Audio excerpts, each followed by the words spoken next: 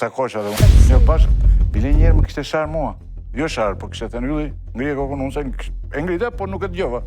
Ylli Rakipi ka qenë i ftuar në intervju me moderatoren Mirela Milori në Euronews Albania. Ai ka folur për karrierën e tij dhe për intervistat me politikanë të njohur. Rakipi është ndalur tek intervistat me Berishën dhe Ramën duke komentuar zhvillimet. E kam pasur shpesh të vështirë të intervistoj politikanët. Për shembull, Sali Berisha thot vetëm atë që do ai, vetëm atë që do ai. Edhe kemi bërë një kompromis ku i kam thënë, unë do të pyes, ti përgjigju.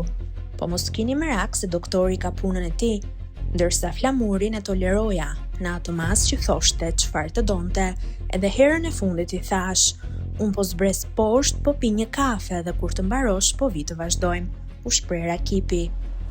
Mëteja i ka folur edhe për Ramën dhe një intervistë të njohur.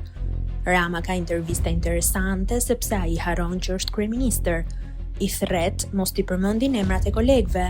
I ul aty dhe gazetarët, i bën ato fasadat që i bën më mirë se çdo njeri, edhe në BE edhe në Amerikë. Në intervistat e tjera Rama zbret dhe është shumë i vërtet. Ikën nga kryeministri, e zhvesh petkun e kryeministrit dhe shkon e haron. Edhe atë moment më thot mua batutën, banda, banda, banda. Po i thash, ju jeni 3 banda, banda e Berishës, banda e Metës dhe banda juaj. Rakipi.